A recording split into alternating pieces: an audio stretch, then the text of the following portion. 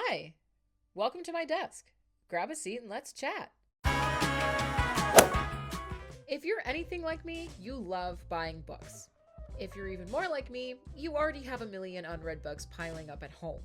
I have a bad habit of acquiring books and never reading them, picking them up for 2 chapters, then abandoning them. But I am determined to love my books the way they're meant to be, cracking them open and engaging with the stories they have to tell. So come along with me and let's read.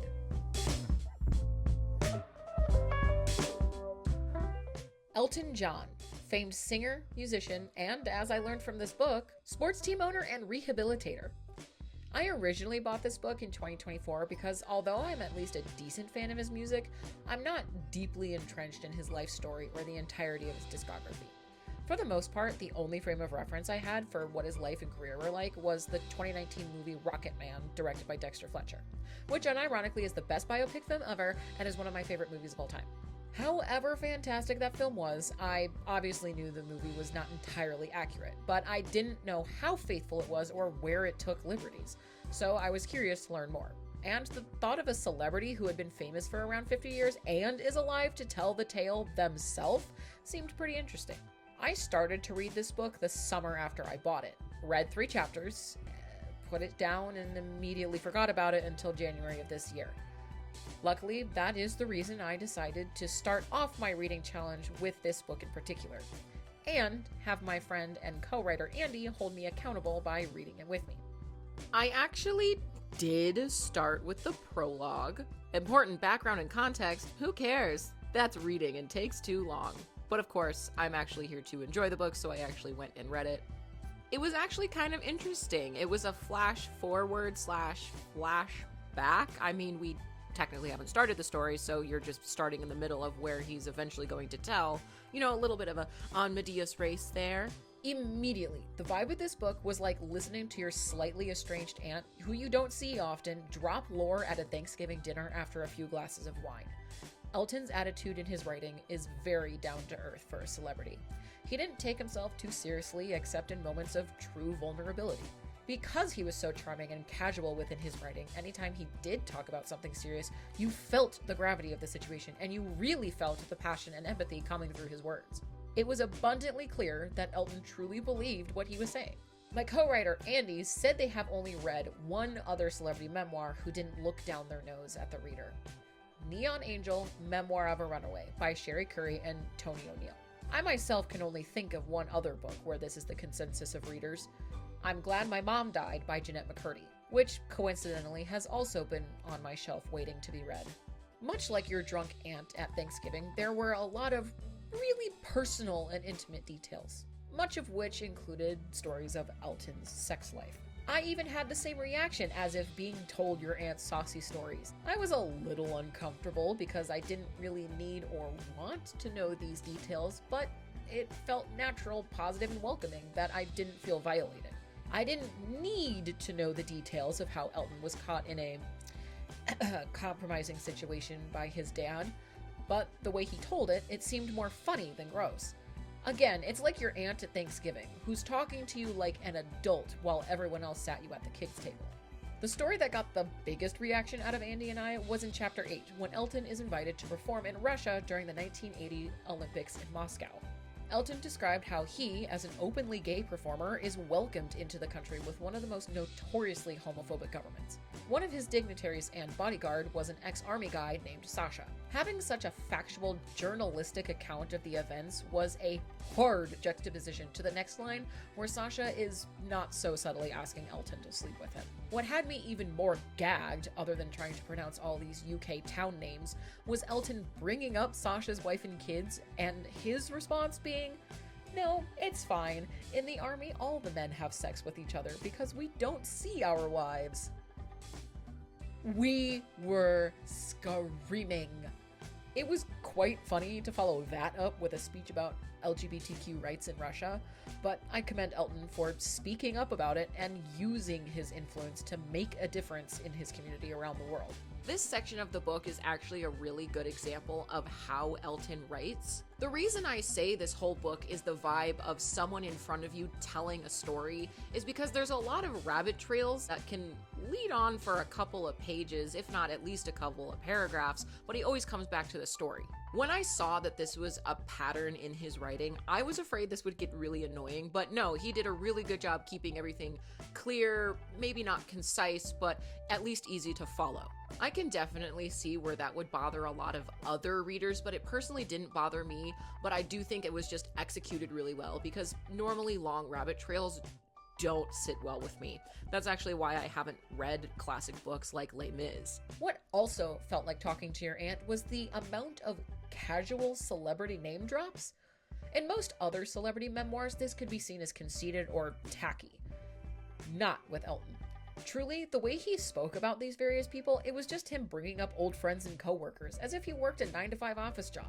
It still has me shocked that he's the AA sponsor for Eminem, he was good friends with Princess Di, and Lady Gaga is the godmother of his children. And that's just the significant names that were closely tied to his current life and main topics of the book. The way he effortlessly integrates avoiding Andy Warhol in a hotel, owning Led Zeppelin's tour plane, and receiving letters from Freddie Mercury is insane. It's also pretty hilarious to know that David Bowie and Johnny Rotten did not like his music. These little pieces of trivia and random ties he has to the biggest names in politics, music, and culture go by so fast, you almost don't have time to realize how weird it is.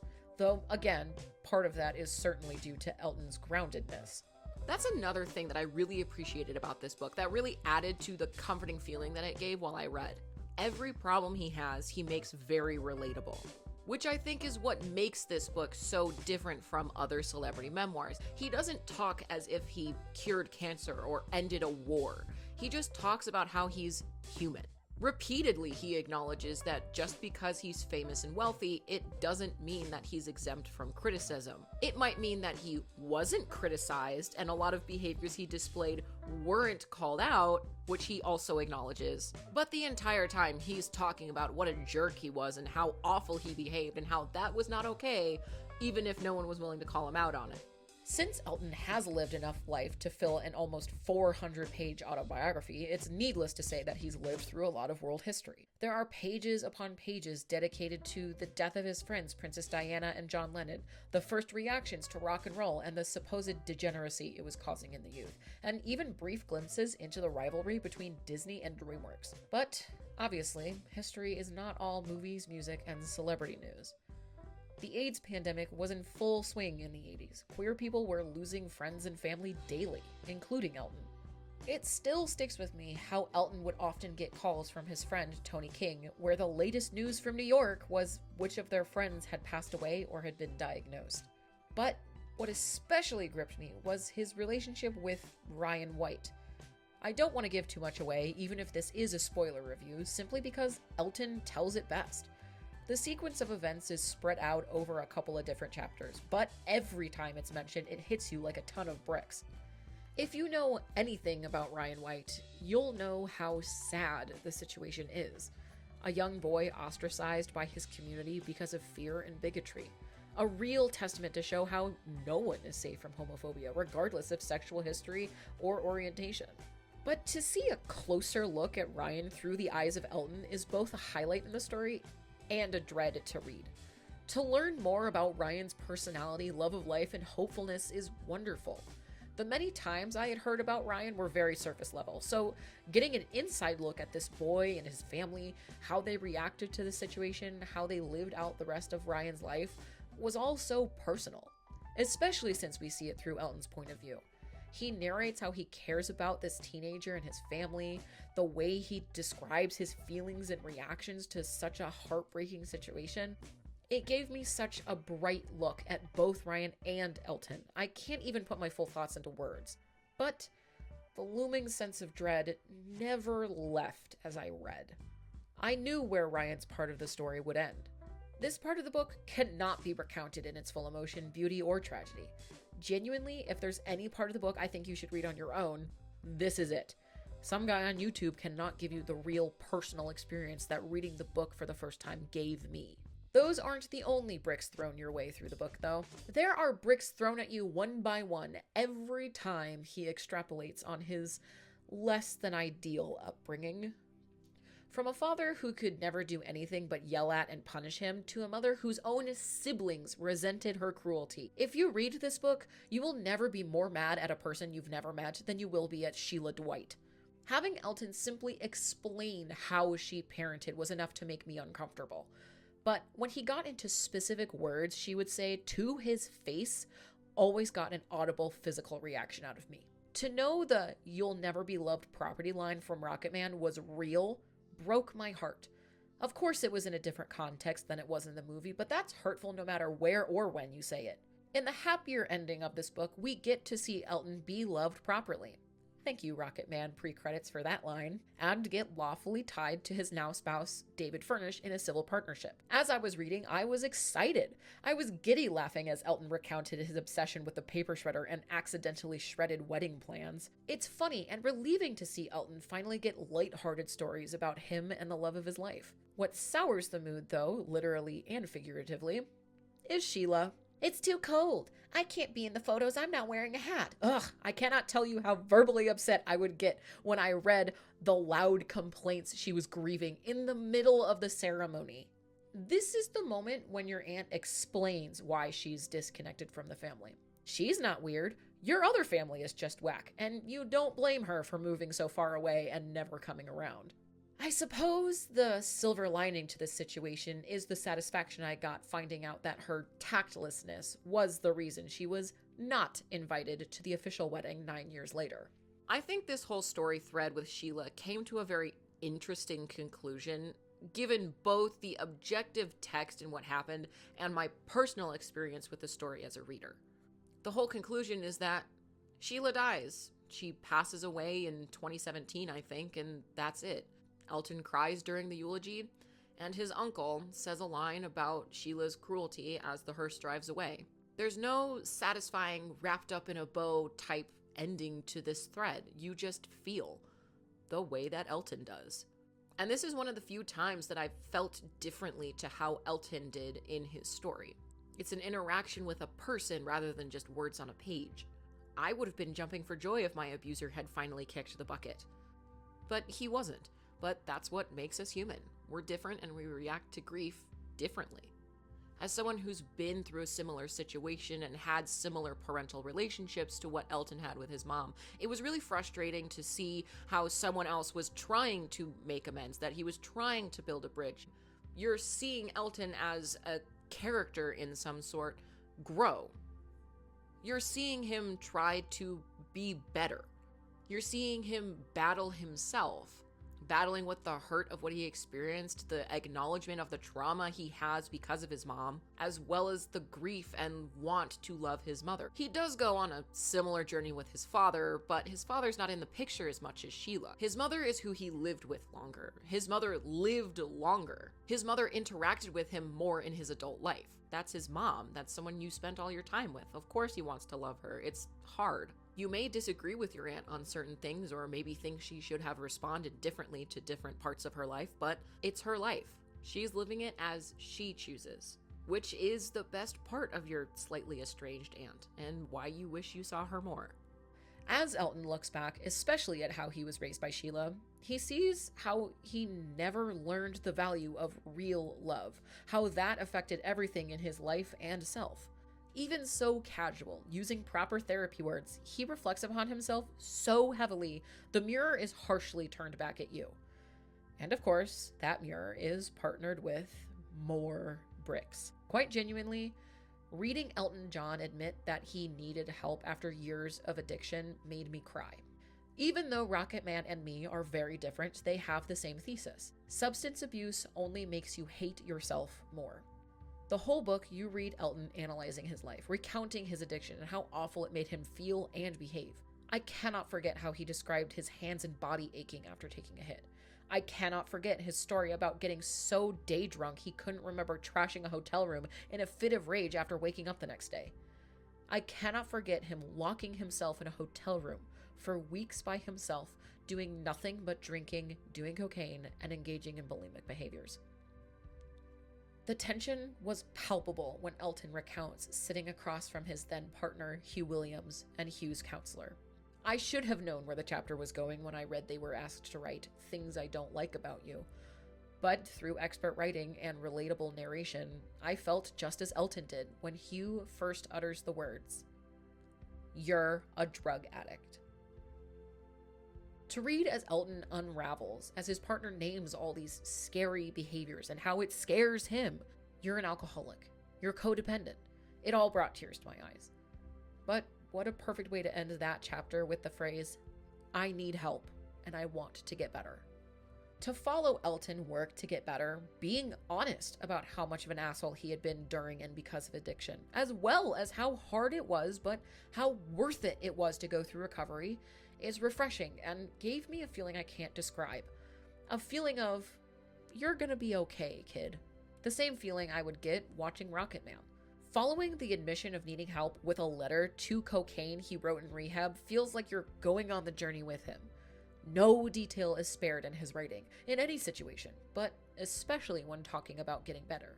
It was hard. He felt like giving up, struggling to find a facility, walking out of the center several times. But he did it. Then to read how he helps others, to see him put words into action, and how much he believes in recovery and kindness is everything. You can feel the hurt in his voice when he talks about his close friend, George Michael, refusing help for his addiction.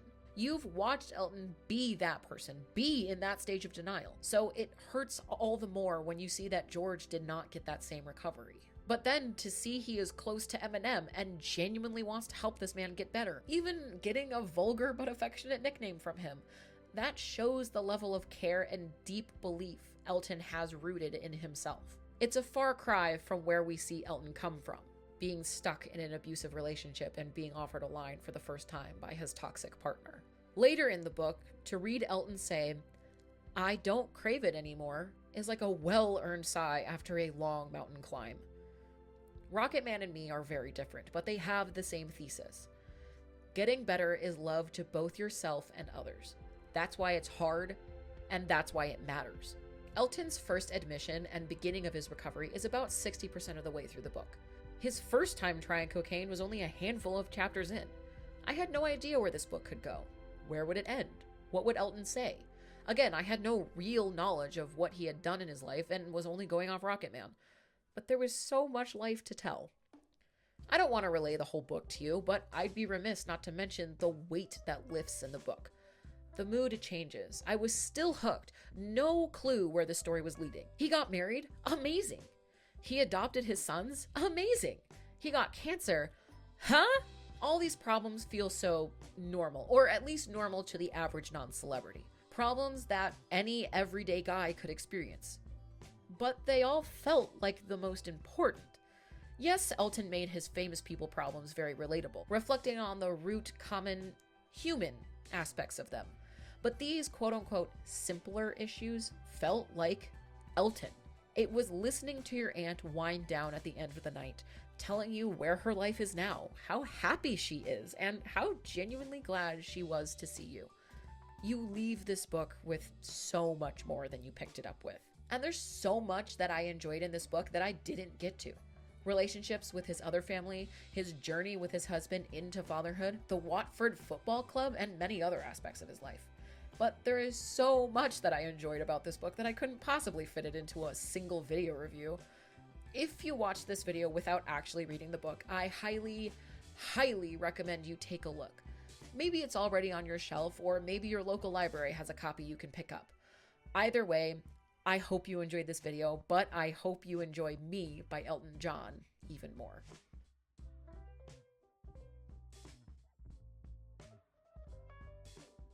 Of Jelton. Jelton John. He's made of jeans.